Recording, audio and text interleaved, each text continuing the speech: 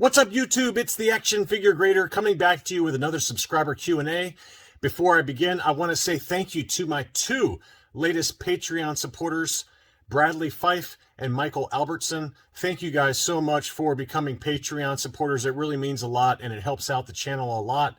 For those of you interested in becoming a Patreon supporter, it really does help, and every single dollar goes towards channel expenses. My Patreon is patreon.com/actionfiguregrader. Let's dig right into some awesome questions that I've received from you guys. And as always, if you have another question, please leave it in the comments below, and I'll try to answer it in the next episode. So, Charles Knox says, in terms of grading the vintage collection going non-plastic, how will that affect grading? On the upside, there's no more discolored or bubble hits. And he means hits in terms of the grade. How will that affect yellowing on the figures? Well, I got a lot of questions regarding TVC potentially going bubble free, and I'll have some more thoughts on that in a second. But I think that if vintage collection goes blister free or plastic free, they're basically going to grade it like a mint and sealed box playset or vehicle, where it's just going to be the condition of the box. And I don't have any desire to collect that. To me, that's not really something I'm interested in. But we're going to talk a little bit more about the plastic-free initiative by Hasbro here a little bit later on. But that's kind of how that they would be graded. I'm sure there's going to be lots of folks that will send in like the deluxe figures that Hasbro has recently released, and like the Ahsoka and the Boba Fett deluxe, things like that. People are going to grade those. There's no doubt about that. For me, I'm not going to collect those just because I don't need another box that's inside of another box, right? So, but I'm sure that some people will. But, you know, the yellowing to the figure, that's another good question. I think it just depends on the plastic and what time frame we're talking about here. Short term, these figures don't really yellow that much, but we have seen some examples of like the Sand Trooper, for example, or some of the Biker Scouts from the VOTC line that yellow really heavily, even though they're modern figures. So will that continue? I don't know. My guess is that we probably will see some yellowing on white figures way down the line, 5-10 years from now, who knows? But it's going to be interesting to see how well the vintage collection sells in 2023 and beyond once Hasbro does go plastic free. Traveling Around says, if we're going to go away from bubbles, what old lines, or would old lines like the Power of the Force 2 get some love? And that's a good question. The Power of the Force 2 line, as you guys probably know, came out from 1995 to about 2000. The problem is those are roided up bovine steroids figures. They're really muscular. They're like He-Man. They're like Marvel superheroes figures. They have really big muscles for the most part. And I think that's what detracts from people collecting those heavily, because the prices just haven't gone up that much. They were heavily manufactured. There's a lot of them. If you look at like the manufacturing batches for the vintage collection, we've talked about that, and I've talked to several big name collectors who know the manufacturing runs, and the average manufacturing run for the typical vintage collection character is about 40,000, 40 to 50,000, somewhere in that ballpark worldwide. And the Power of the Force 2 line was not that way. You have to remember that this was right after the dark times, from about 85 to 95, when there was no Star Wars figures being produced. So when the Power of the Force 2 line came out, everyone thought they were going to get rich by buying and holding on to Power of the Force 2 figures. And as a result, Hasbro/Kenner manufactured these massively. They had all kinds of different variations. They had red card, green card, freeze frame action slide, all kind foil cards, all kinds of different differentiated card backs, and they were just reproducing all of these characters for certain characters across multiple different card backs. So there's a lot of them out there, and that combined with the figure sculpts being really, really muscular, I don't know if we'll ever see Power of the Force 2 line get much love from collectors. Now, that being said, there are some very, very rare and very expensive ones out there, like the Weequay on the freeze frame action slide US card, some of the Boba Fett variations that have missing circles on the hands or missing emblems, short saber long tray Vader and Luke Skywalker, and even the Obi-Wan. There's some expensive ones out there. Pre-production stuff is always very expensive for Power of the Force 2. But I think for the mainline figures, I doubt we'll ever see a massive price jump for a lot of those figures, just because of the reasons I mentioned. But that's a good question. I wanted to kind of take a quick break here and talk about going plastic free with the vintage collection. And if you haven't seen it already, go over to Jedi Temple Archives. I'll put a link to this article in the video description. But, you know, the title of the article is kind of misleading. It says woke TVC packaging revealed, question mark. I don't know if it's woke. All right. That to me is kind of incendiary. It's kind of like unnecessarily kind of antagonistic.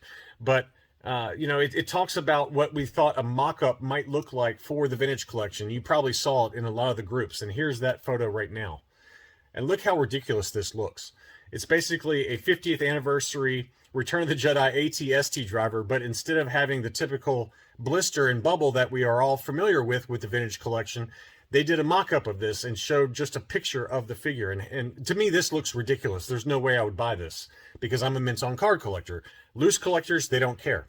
Now, this was a mock-up, and it was widely kind of criticized and laughed at. But in the article from Jedi Temple Archives, they did speak with an anonymous source, and he says, "You're not far off. I've actually seen the new packaging. Someone, a contracted dealer owner of a very well-known and popular fan channel with inside knowledge, slipped me a sneak peek. It's not rounded as you depict. It's actually squared off with tabs going through the card and secured with tamper-proof tape. It will soon be revealed as the new packaging." So if this anonymous source is correct, this is what it's going to look like, folks. This is kind of, it's going to be basically like this, except instead of rounded corners, it's going to have a square box with the figure inside with a tab on the back that you pull out. Now, I don't know if this is true, but I have talked to a couple of toy distributors for Hasbro partners, retail channel partners. And they also confirmed that this packaging is pretty close to what it's going to look like. So it's as ridiculous as this looks, this is what you could expect probably in 2023 and beyond with Hasbro. And it sounds like they're going to be releasing this packaging soon to, you know, in like a retail press release. All proud of themselves that they're going plastic free with the blister, despite the fact that these figures are made of plastic. It's completely ridiculous. And I plan on leaving the vintage collection line sooner rather than later if they go this way. And it's okay. In my personal opinion, this is my personal opinion, I'm actually relieved, okay? Because there's just too much awesome stuff to collect out there, be it vintage, for me, Star Wars comics, other lines of comics. And, you know, to me, I don't really care about owning these. And at least the vintage collection's going out on a high note, in my opinion. The releases this year are pretty incredible. But I think once they go to this, I think you're going to see a massive drop-off in sales. Collectors are going to leave the line, and it could be the end of the vintage collection as we know it, if not permanently. I mean, I really think that maybe a year or two down the line, once Hasbro sees what a mistake this was, we're going to see the vintage collection go away. That's my personal opinion. I have nothing to base that on other than my intuition and my pinky finger. So that's an interesting article, though. I encourage you to go take a look at it. It's on Jedi Temple Archives, and I'll be sure to put a link in the video.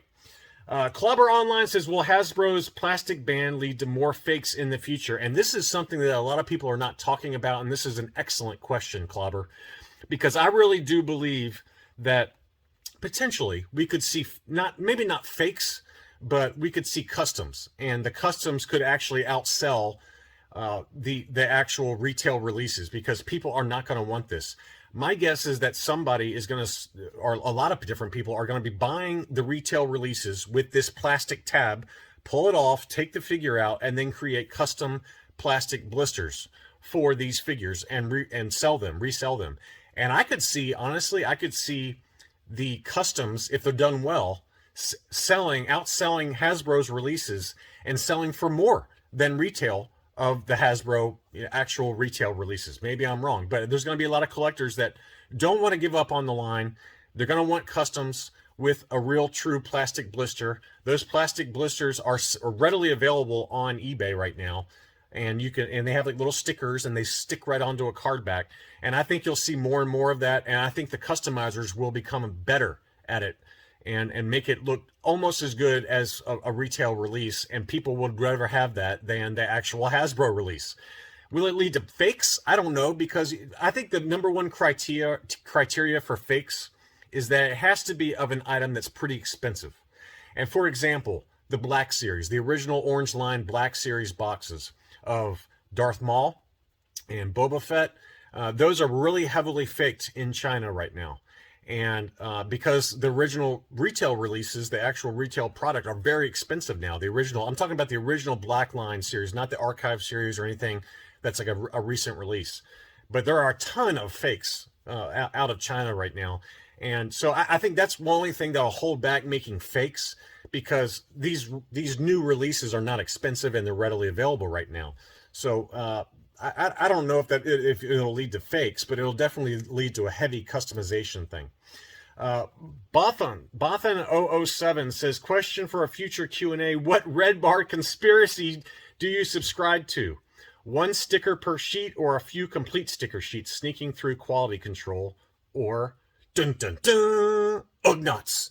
And he's talking about the Red Bar R5D4, which I recently showed you on my channel. I was very lucky to pick one up at a gentleman's price from Drew T, a good buddy of mine. Again, thank you, Drew. I am very, very appreciative of you selling that Red Bar R5D4 to me at a below market price. And I've got that at grading right now. We'll see what it gets. But Red Bar R5D4s have a little red square filled in on the sticker that goes on the body. And he's saying, what conspiracy theory do you ascribe to? Whether it's just one sticker that was on a sheet printed at the factory, or a whole sheet of them. And I don't know if either question or if either answer is correct or either suggestion from Bothan007 is correct, because the Red Bar R5 has been found on everything from 21 backs all the way up to Return of the Jedi card backs. So it's not one sticker sheet, clearly, because it's been created over a series of time from 1978 all the way to 1983 with the Return of the Jedi line of figures. So I think it's just potentially either a printer error, or if it's somebody having fun at the factories back in the old days. I don't know, but it's an interesting question that I don't know if we'll ever know the answer to. And me personally, I think it probably is a sheet that just slipped through quality control over the years. Somebody probably had the wrong file and they pulled up the wrong file when they were printing them out. Who knows? But it's a really good question and something we'll never know probably, but it's pretty cool to think about. Kevin L says, thank you for answering my question. What mock or loose figure are you most proud of owning? And the same question for our comic. Well, I did pull up screenshots. I pulled up some screenshots of my favorite comic in my collection, and that is Star Wars Heir of the Empire #1 from 1995. This is the item that I purchased online in an auction away from eBay. It's a CGC 9.8. It's the first comic book appearance of Mara Jade, Joris Seaboth, and Grand Admiral Thrawn. And it is an epic, timeless cover that has really bounced in price. I picked it up last fall for about $1,100, maybe $1,200, which is a big purchase for me. Okay, I saved up for it quite a bit, and I also sold a lot of items in order to pay for this book. But I had to have it. As you guys know, if you're longtime channel subscribers, I love Grand Admiral Thrawn. I've read every single book, both the old Timothy Zahn books as well as the newer series, multiple times. I'm actually in the process of rereading The Last Command, which is the last of the trilogy from the original series back in the 1990s. By Timothy Zahn, and I love this book. It's an incredible book. I think that it's only going to go up in value. The last sale was at 1,600 bones on Comic Link, and I picked it up obviously for about 20, let's call that 25% less than that. And I think that once Grand Admiral Thrawn makes his appearance in Disney Plus content, this book is going to hit $3,000 at some point. So we'll see. Maybe I'm wrong, but I love having it. I don't ever plan on selling it, but it's just one of those iconic books. And having it in 9.8, which there's less than 200 of them. Last time I checked on the census, there's less than 200 of these that exist in a 9.8 grade. So it's pretty cool. My favorite figure is probably the light green Spanish Pock Toxic Limbs Bossk. I picked this up from my buddy Matt D. It's got an archival case, AFA 60, and this is the book photo sample from Javier Rui Lopez's unparalleled guide to Spanish figures. And I've been really lucky to have this one. Now, these are probably two of the most expensive items in my collection. I do have some others that I really like. I don't really have any mint on cards that I'm particularly attached to, but I've got, maybe 70 to 75 mint on card items that are pretty nice. But these are the two biggest highlights of my collection. And I don't have a really rare collection, in my opinion. I've got some rare bootlegs that most people don't even care about. But, you know, I don't go for the super rare or the super expensive just because I'm terrified owning super expensive items. I think with a little bit of financial discipline, I could probably have a nice 12-back run or things like that. But I don't know if I necessarily even want them, to be honest. I worry too much about the blisters or getting stolen or just, you know, kinds of random things that run through your mind when you have super expensive mint on card items. So I'm cool with having some nice loose graded figures. I've got a vinyl cape Jawa, things like that. But those are probably the two best in my collection. Adam Guggenheim, he says, should someone call Target and let them know that they actually had people pre-order the Droid Star Wars figures? And he's talking about the Droids 50th anniversary Boba Fett and R2-D2, which are just now finally making their way to Targets here in town. I've seen a lot of acquisition posts on Facebook, so congratulations to those of you who have been managed to pick those up. I picked mine up from Bossk Bounty on YouTube. He was kind enough to get a set from Star Action Figures in the UK and then ship them over to me. So I've got mine at Collector Archive Services right now. But they are finally starting to hit the US, so congratulations to those of you who have found them. Here they are right here. I don't know what took Target so long and why they're still not shipping pre-orders. It's just crazy to me. But they are finally hitting retail. I talked to a guy locally who's a fan of the channel, and he mentioned that Slappy Fez, actually, who's a Patreon supporter, so shout out to you, man. He said he was able to find some here locally, so congratulations to him. But they are great card backs, and I cannot wait to get this one specifically back from grading with Collector Archive Services. I'm probably about 3 months out. But it is just one of the best releases, in my opinion, for modern figures in the last couple of years. It's probably the best. It's easily my favorite. It just looks fantastic. The card art, the coin, the blister, everything about the colors of the figure are just perfect to me. And I applaud Hasbro. I give Hasbro a lot of grief, I admit it. And they do make a lot of stupid decisions. Let's go back to the beginning of this video as it relates to the bubble-free initiative that they're going to have coming. But when they do it right, you got to give them credit. And on these figures in particular, they did an absolutely epic job on them, and I'm so excited to have that set. So thank you again to Bossk Bounty for sending me a set, and happy hunting to all of you out there in the US who are still looking for yours. I'm sure you're going to find them here soon if you haven't already. Caleb Martell says, when sending sealed cases to AFA for uncirculated grading, can you make a request stating not to grade certain cards in the case if there is obvious or notable damage, so you don't waste money on grading cards that would get poor grades automatically? Love the channel. Thank you, Caleb. This is an excellent question and one I've gotten many times, so I thought I'd answer it. To my knowledge, I don't know for sure, but to my knowledge, AFA does not offer selecting items out of a sealed case for uncirculated grading, to my knowledge, because I see a lot of AFA 7.0s, a lot of AFA 8.0s for new releases. And so my guess is that if Hasbro was really rough packing those in that Hasbro shipper case, and you send that whole shipper case sealed to one of the grading companies to get the uncirculated designation, AFA will not do that. I know that CAS and UKG do that. So if you're going to do this and you're worried about getting low-graded stuff, send it to Collector Archive Services or UKG. Now, my request to you, the subscriber and the viewer, is if you have done it with AFA and they have agreed to have a grading criteria limit in terms of the floor, and you've been successful with that, let me know in the comments below. But to my knowledge, AFA does not do that. They just process too much stuff. They don't want to deal with it. But Collector Archive Services, I know, does it, and I know that UKG does it. So just keep all that in mind. Star Killer, he says, I would love a Rebels Ghost shipping figures from the HasLab. So like a HasLab crowdsourced, crowdfunded Ghost from Rebels. And that's the big ship. And we're going to talk about that in a second. Why haven't we gotten any Rebels figures in the TVC line? In my opinion, we are. I think we're going to get, at a minimum, Sabine Wren and probably Ezra Bridger, because Sabine Wren has been cast as an actress for the Ahsoka series. Unfortunately, it's probably that, that TVC figure is probably going to come out after Hasbro goes blister free. It's probably going to be a 2023 or 2024 release. But she's been cast for the Ahsoka series, and I've already talked about it on the channel. You can go back and look it up. but she's going to have a major role in the Ahsoka series. She's going to be basically the second. She's going to be basically like Cara Dune or Grief Karga is in The Mandalorian, a major presence within the series, not just a one episode and done type of character. So you can expect her to have a TVC release in the future. Is my personal opinion.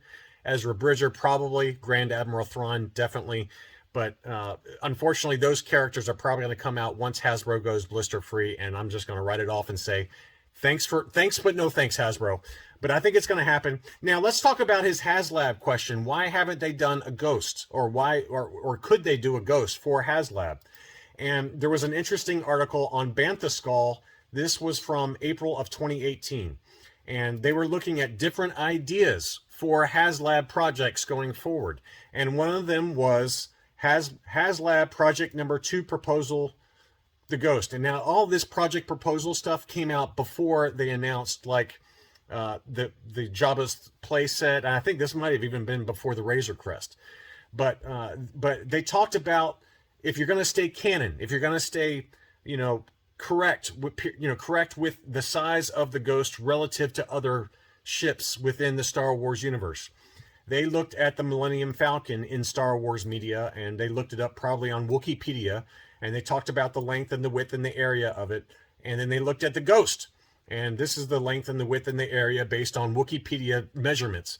And in other words, the Ghost is roughly 70% larger than the Millennium Falcon. Think about that. Think about how big a toy Millennium Falcon is, and the Ghost would have to be 70% larger than that. It's just too, I think it's too cost prohibitive, or it's too size prohibitive. Now, that being said, they did the Katana, right? They did the sail barge. So, could they do it? Yes. Do I think it's likely? I put it at less than 50% likelihood. I think it's going to be so big, and the Ghost is such a niche product. There's not, don't get me wrong, the Rebels crew, the Rebels cartoon, a lot of the Rebels characters are very popular, me personally, I'm a huge fan of the Rebels team. I love them.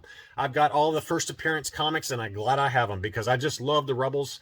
The show is amazing, and I'm sure when the Rebels team shows up in live action content, there's going to be a larger percentage of casual Star Wars fans that are now huge Rebels fans.